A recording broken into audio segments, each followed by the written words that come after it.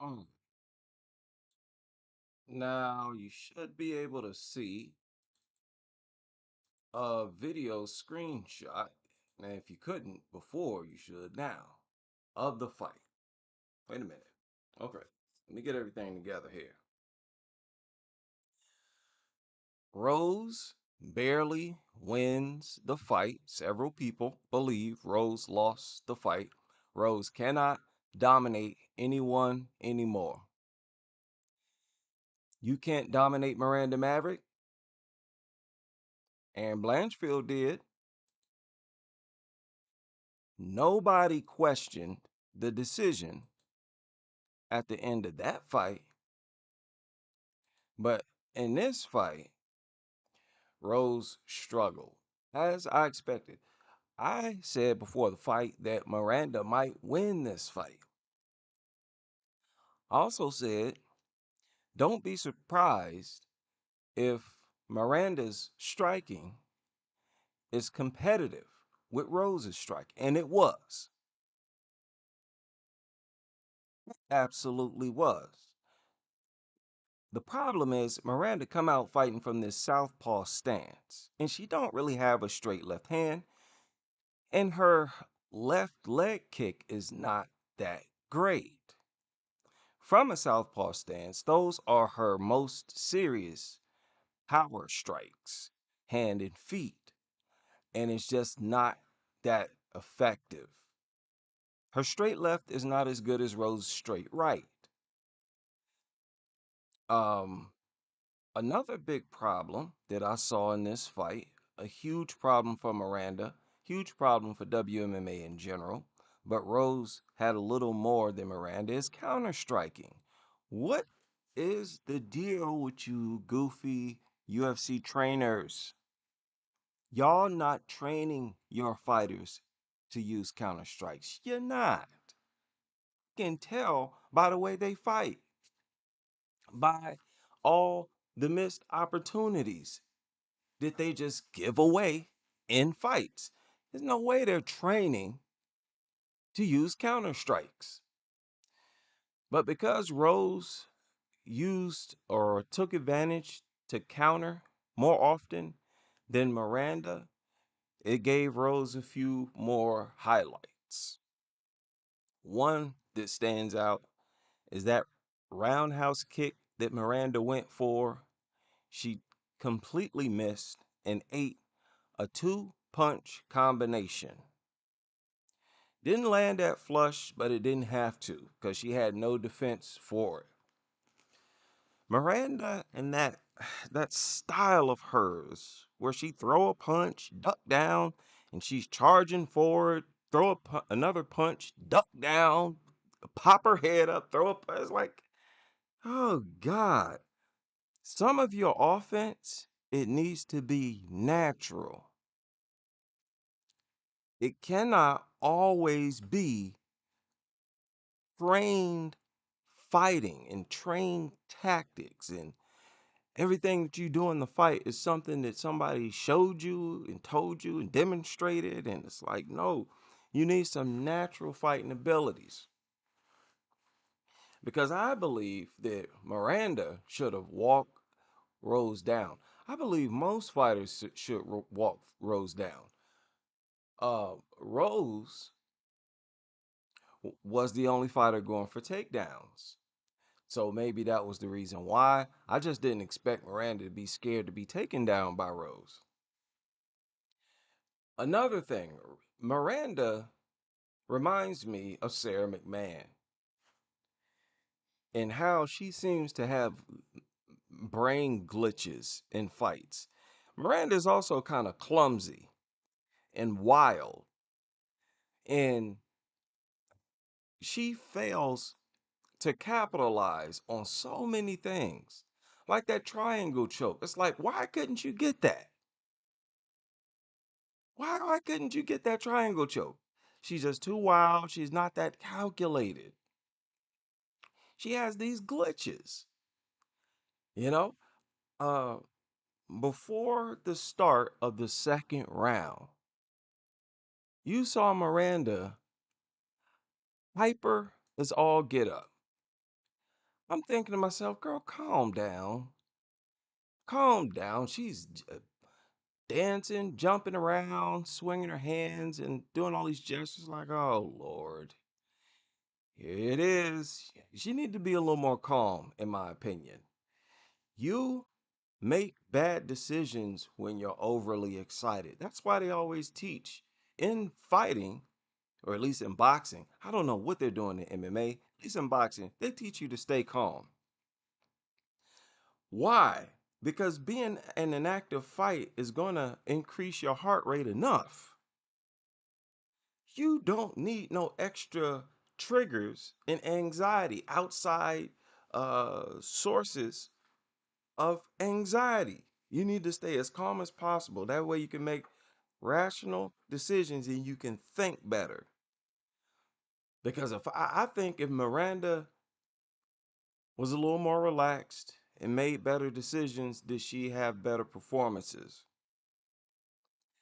Um, a lot of experience, there was an experience gap in this fight as well. And it seems there was a focus gap. Y'all saw Miranda went for that spinning back fist. Now, before she went for that, I'm talking about the first one because she went for two. Before she went for the first one, I had already said that Rose leave herself open for spinning back fists. She certainly does the way she charges in like that. But Miranda went for the first one and missed. She shouldn't have went for the second one, especially not that soon. She went for another one just a few seconds later. It's like, oh my goodness. Where's the mental discipline? Got a little too excited that she almost landed the first one and just couldn't even wait for the second round or the next round to try it again. So she goes for another spinning back fist a few seconds after she missed the first one and got uh grabbed. Rhodes grabbed her, almost took her down. The first takedown by Rose, you saw Miranda basically jumped into Rose's hands.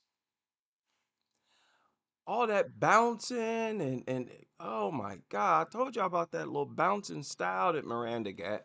It gets her in trouble sometimes. Gets her in trouble sometimes.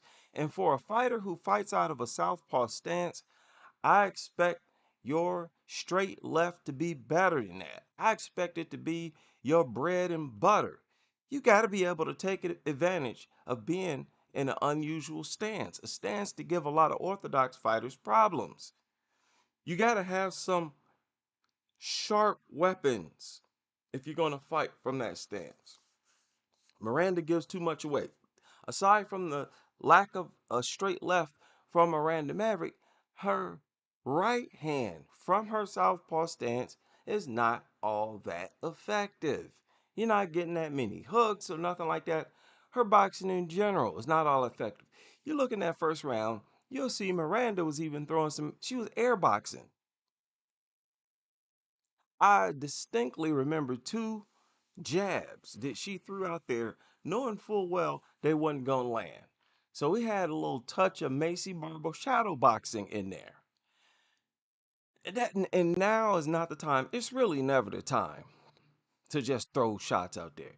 With Rose, you have to be assertive. You have to be aggressive. You have to. You gotta take it to Rose. You can't be falling into this tactical trap. How many times have we said this? I remember saying this years ago, and several people agreeing, yes, you have to be aggressive and take it to Rose. You got to take it to her. Once you get into this chess match, that's where Rose is most comfortable. Because the truth is, Rose's offense is not all that. It's not. She might have better movement than most girls, and that's just about it. Okay. Uh, in several of her fights, you see those uh, uh, improper form and stuff like that. Do you see the same Rose in the first round of old? Remember, she used to have knockout power back in the day, at least in the first round. You're not seeing that no more. You're not seeing that no more. Now, maybe that has something to do with the weight class, whatever. But Miranda Maverick was a low ranked fighter.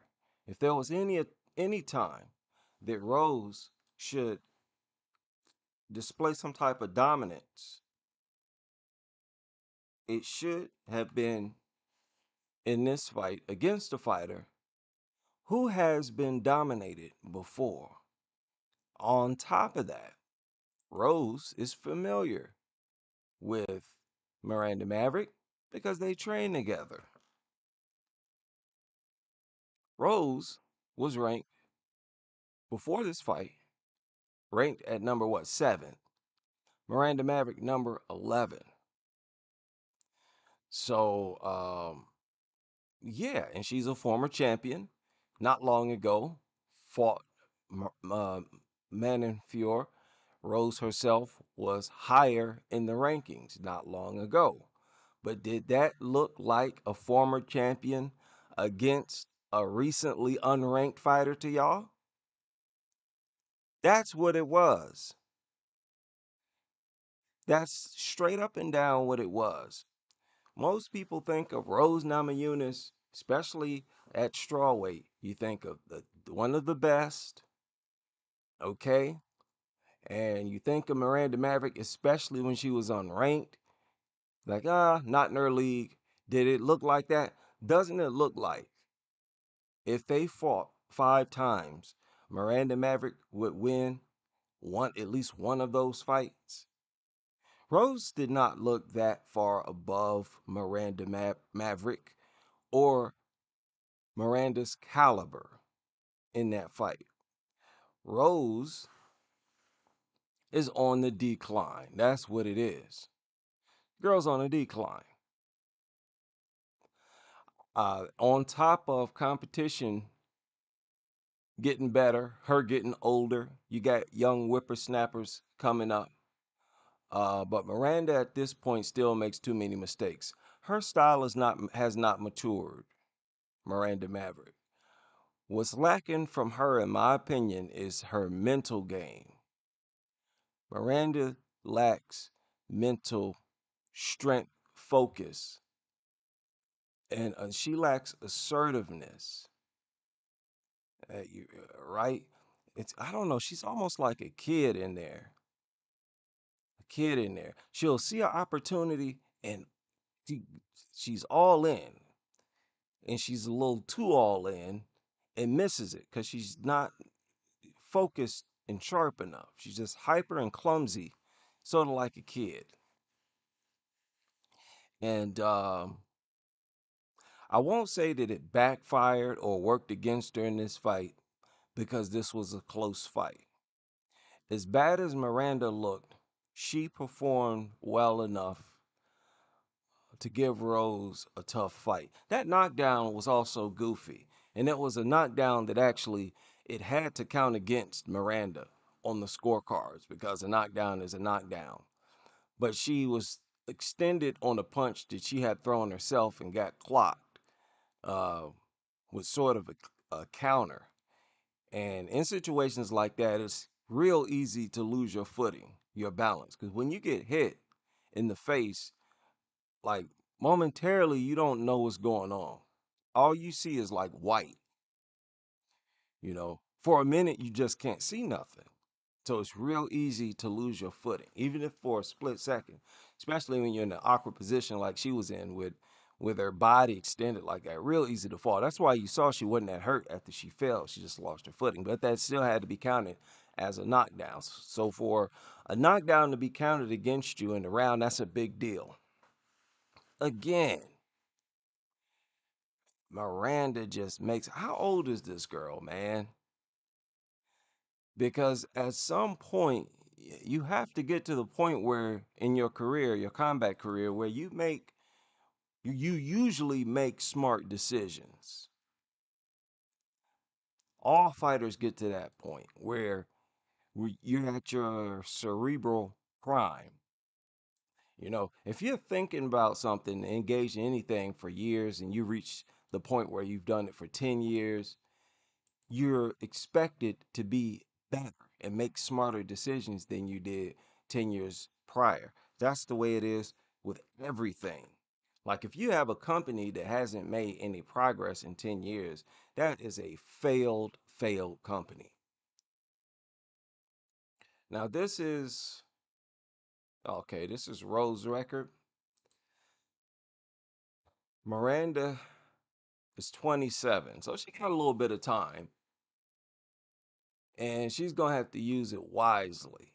Now, this was good experience for her, fighting a former champion. Okay, this will give her a better idea of what she's capable of, right? Of what she brings to the table, and sort of how well she'll do against higher ranked fighters. But she was on a 4 fight win streak, Miranda Maverick. 4 fight win streak. And it just didn't look like she was that well prepared for Rose. Man, training or whatever, she wasn't, she didn't look that well prepared for Rose. So we'll see what happens. Uh, Miranda has plenty of time. And this is another thing. Miranda has a lot of UFC experience. Look at all these fights she's had in UFC between 2020 and now. 1, 2, 3, 4, 5, 6, 7, 8, 9, 10, 11. This was her 12th UFC fight. I expect to see a sort of a different fighter after 12 fights, man, in the UFC. So training is a big deal in the UFC, in my opinion. That's what I gather from training is a big deal. I believe the females are more the result of the trainers than the men are. The men operate largely on their natural fighting abilities because many of them were fighters before they started to fight professionally. Women are more the result of their trainers in training. They need more training on how to fight than men. So the problems and errors I'm seeing from these women, that's why I always blame the trainers. They're not being trained to do these things. You need more counter strikes with the women. More counter strikes. And if you find out that you're going to be in a striking contest, you need to be more assertive. Being more assertive and aggressive is an issue with WMMA in general. Okay, I see that all too often. They stand there not putting enough out, especially when you see you have an advantage in the fight. You need to crank it up. That's another issue. Them not knowing when it's time to crank it up. That should come natural. Should be an instinct. I'm kind of disappointed with the results. I wanted Miranda to win, but I don't want her to win if she's fighting like that. I wanted her to win and move up in the rankings only if she looked good doing it. And tonight, I don't see it, man. I don't see it. She's not quite ready yet. Let's see her try again when she's 29. Like I said, she's 27, still kind of young. A lot can happen in 2 years um, in the UFC. I mean, you look at her career. Who is this? Miranda Maverick. In the span of 2 years, let's say 2021, 2022, 2023, you can see she had several fights in 2 years. So we'll see. Miranda she has good movement. There's nothing wrong with her movement. It's just that sometimes, like she does the same thing every single time. It's the same type of attack. That punch, duck your head, pop your head back up, punch. And she's physically strong. I know she tried to get her takedown back in the second round, but man, like, why couldn't she get it? She couldn't get that takedown. Could not get it. And then Rose was on top of her for a while and she reversed it.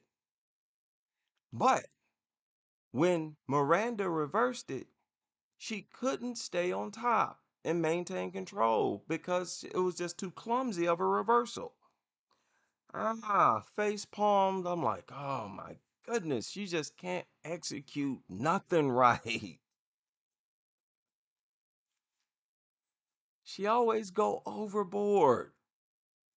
I think it was the second round. It was the second round. Rose was on top of her for a while because Rose didn't want to strike no more. Yes, yes, Rose.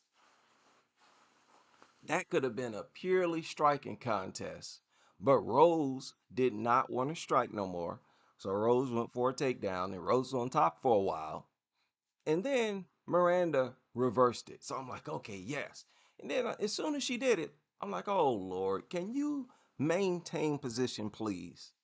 Can you not lose this reversal? And lo and behold, she lost it. Eventually had to take Rose back, went for a chokehold of her own, couldn't get it. Like, oh my God, she can't execute nothing. Why can't Miranda just slap something on and end the fight? She, oh, it's so frustrating. It's so frustrating. Miranda, practice your execution. Practice on getting it done. You know that saying here in America, get her done. That shit done. Slap that chokehold on there, man. Stop playing around. You got to put everything in your attempt, in every single attempt. That arm triangle, get that on there, man.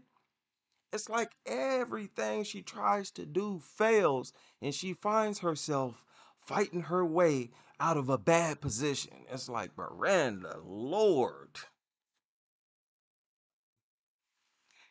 Dude, I would not want to be her trainer. That chick would drive me crazy. Because those types of fighters, you see their strengths, their gifts, and you're like, oh man, you could work with that. She has some of those, uh, she'll have a glimpse of greatness from time to time, but too many glitches. Call them Sarah McMahon glitches. Um, Now, Rose was talking about a title shot if she wins in an impressive fashion tonight. I don't see that happening at all. Another thing, Kayla Harrison got on. No, this was after her victory.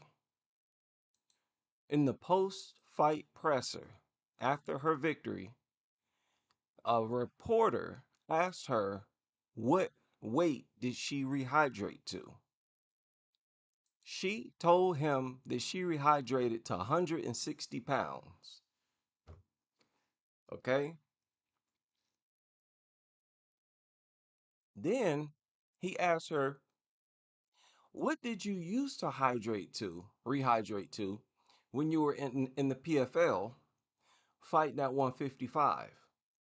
And she said 160 pounds. I don't believe that. On fight night, didn't Kayla Harrison look different in the PFL than she looked on fight night in the UFC?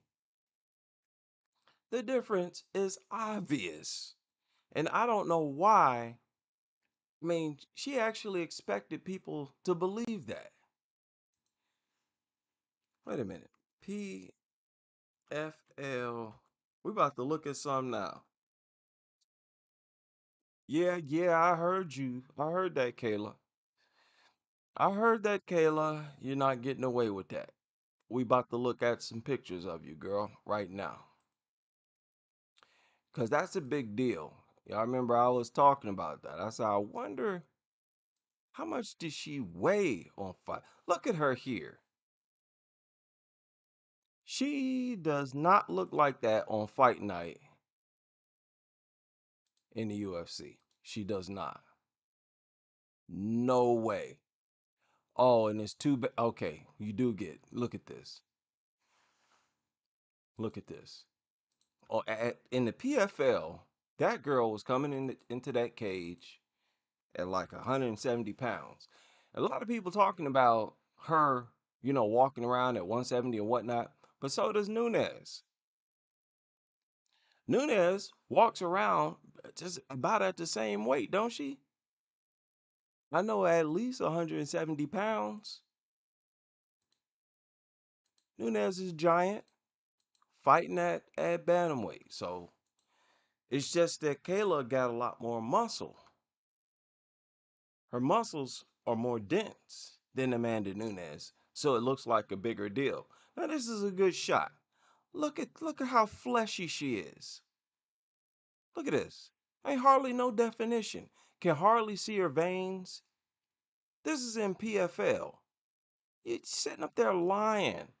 She was coming in the PFL. She would come in on fight night at about 170. What in the world she's talking about? Now,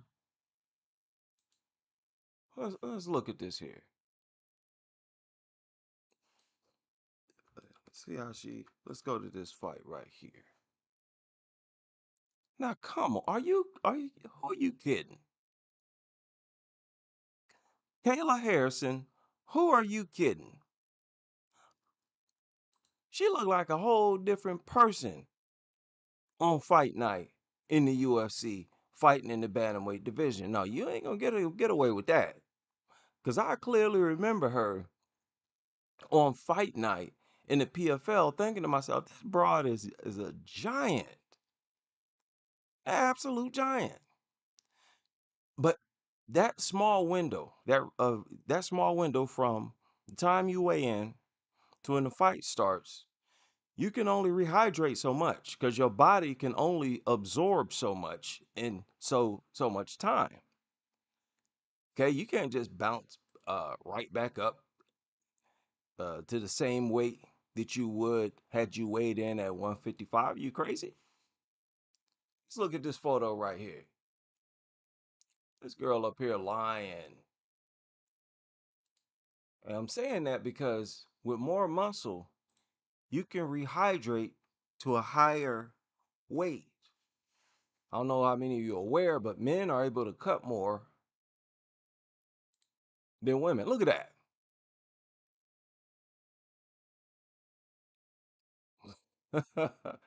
Does she look the same there as she looks here? No, no. He ain't fooling nobody, Kayla. Now, you probably hydrated back up to 160 here in the UFC, but back right here, you're about 165, 170, which is crazy for a woman to be ripped at 160, 170, because even in the PFL on fight night, she was fairly lean. Fairly lean. She's quite lean. For anybody, male or female, to be this lean at 170 pounds, you are in pretty good shape. So it's not a myth. Like women like this, you have to fight them like a man, especially if you're a man who yourself 160, 170 pounds. Man, are you crazy? You better not hold back not one bit, or else you're gonna get destroyed. If it's a female fighter, yeah, she's gonna do you in. And that's gonna be the most embarrassing moment of your natural life.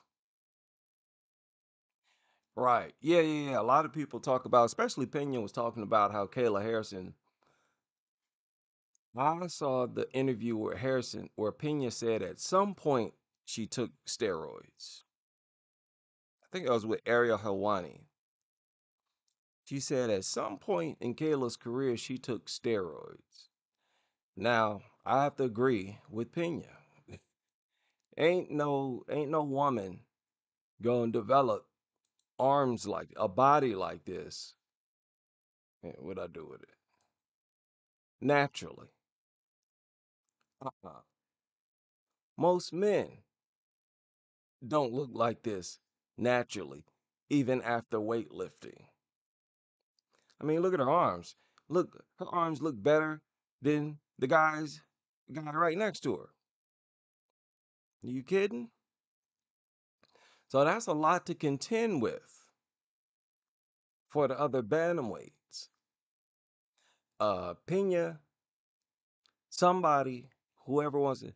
The fighters who we should talk about as next contenders could be Norma Dumont and Raquel Pennington.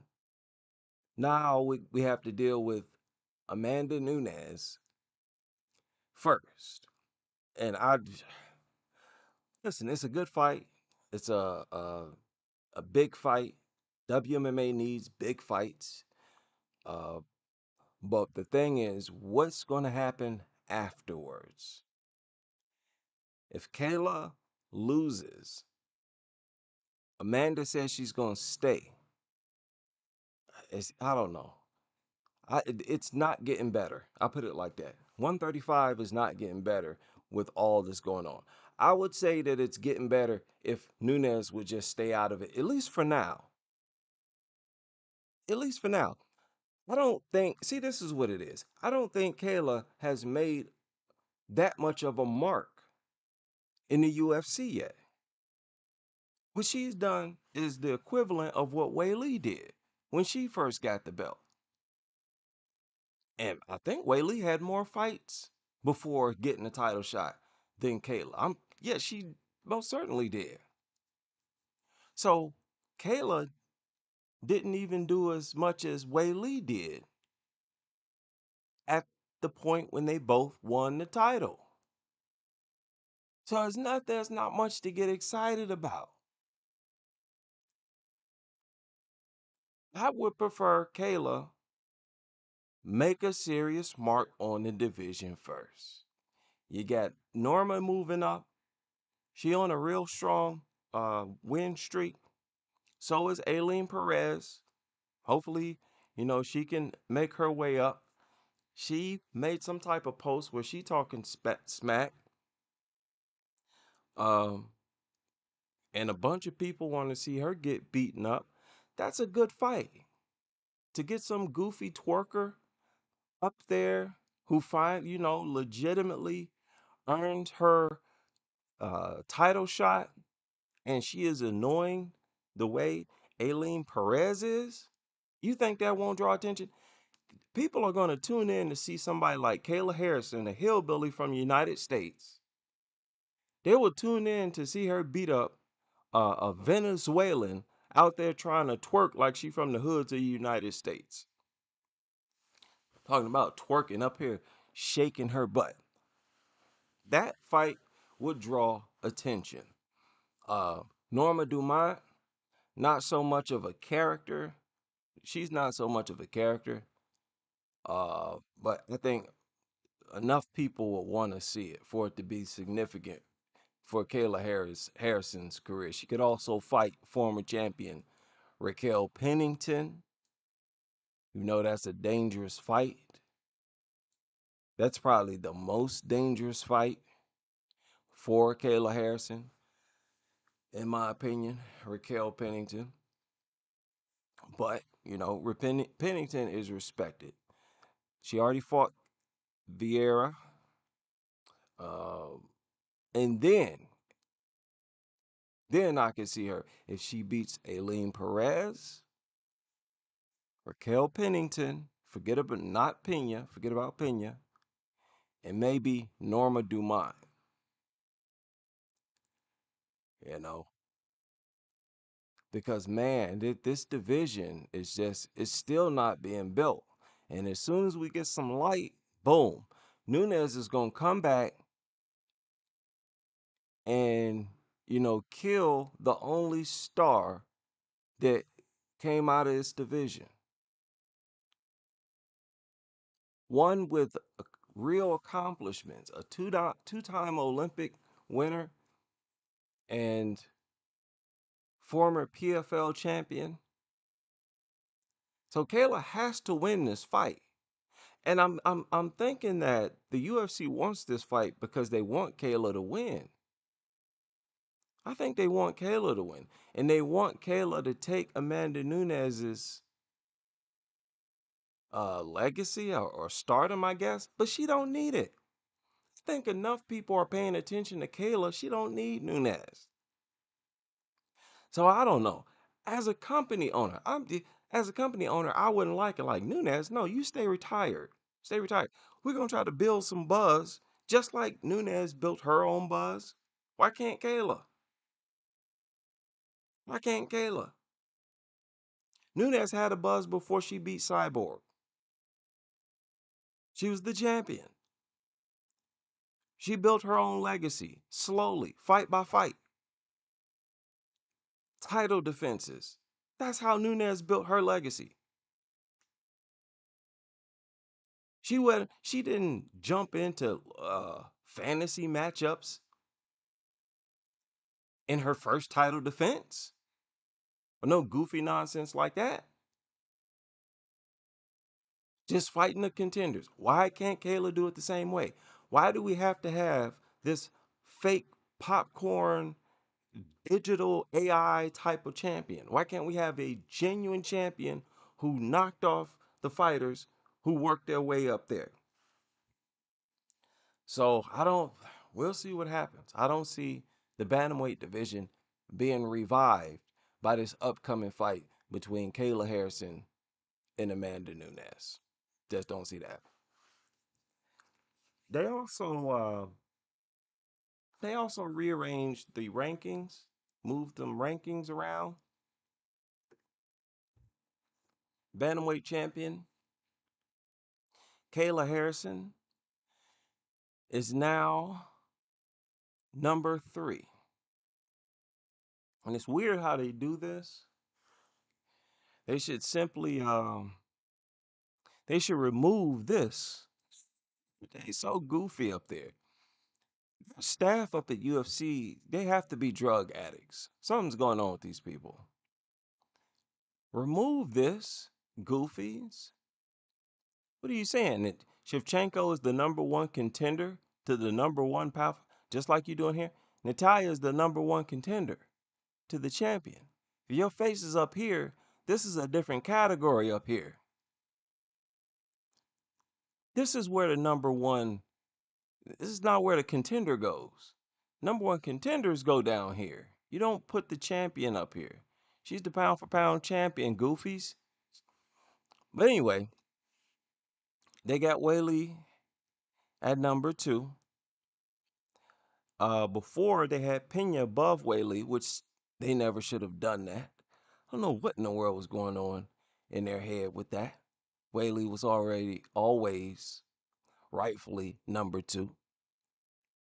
Um, Kayla Harrison, number 3. Pound for pound, number 1. Shevchenko, number 2. Whaley, 3. Harrison, number 4. Manon Fior. I don't know about that. I don't know about that. Pena? Nah. Nope. It's Natalia Silva. The number 4 pound for pound fighter in the UFC from this seat, from this channel. This channel awards the number 4 pound for pound spot to Natalia Silva. And to be honest, yeah, she's done more in the UFC than Kayla Harrison so far. But I'm gonna leave it. I'm gonna just leave it there. Kayla hasn't even had 6 fights in the UFC yet, but I'm gonna leave it alone. She got the belt. She's making some noise in the once dead bantamweight division. Got it. But make no mistake, don't get it twisted. And yeah, I noticed y'all moved Natalia Silva up. I don't care if you did it under my advice or not. That was smart of you to do. I'm just making it clear. She deserves to be even higher than that. I'm big about getting fighters their proper placements based on their work.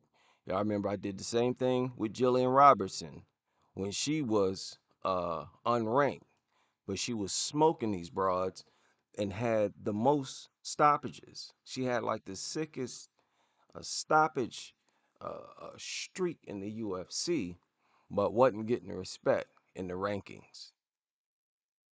They say these rankings are controlled by media members, but I don't believe that. I don't think anybody's ever believed that. I don't know why Ariane's still here. I heard she was removed. She was cut from the UFC, right? Wayne Kong at number 14. Why is Casey O'Neill still there? Don't know. Uh, yeah, unfortunate night. Cause yeah, I wanted Miranda to win. We got also another big fight coming up that was recently. Don't know how many of you heard about it. It is Jacqueline Cavalcante against Irene Aldana.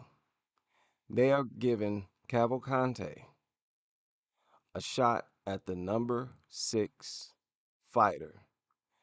And that fighter is a pure striker. People, I don't think y'all understand. I don't, well, y'all do understand. What am I talking about? The UFC is trying to make 135 great again. They truly are. I don't know what they have up their sleeve with this Nunez, but I do believe it's their attempt to bring more attention to the bantamweight division. They are trying to revive it. I will give them that. I'm not saying that they're not trying. They are trying. I just don't like the idea of Nunez right now. Not right now. But also, you see them trying to make something happen with this matchup right here. Jacqueline Cavalcante against Irene Aldana. Because if they play their cards right, they could eventually match Cavalcante against Ketlin Vieira. Ketlin also primarily a striker. And I don't think Ketlin's takedowns will be that effective against Cavalcante. Got pretty good takedown defense. But we all know, Irene is not even going to try to take her down. She's going to try to strike with her. And as a striker, in the striking realm, it's always a bad idea to strike with Cavalcante. We'll see what happens, though. So they're trying to make something happen. And yeah, that post that Alien Perez made was to Kayla Harrison. She called out Kayla Harrison. She talking smack to the champion. But I think she'd get mauled. I think she's too small. Ever talking smack. She can get mauled by Kayla Harrison. Kayla Harrison's got a pretty strong resume. Two-time Olympic gold, former PFL, two-time. Didn't she win that thing twice? And now UFC champion. Like, you really don't need a Amanda Nunes, but okay. All right. Yeah, Demetrius Johnson told her to retire. That was kind of weird, but yeah, being a fighter is it's different. Much different lifestyle. All right, let me get off here. I'm gonna land my plane here. Decent night of fights. I will see y'all on the next.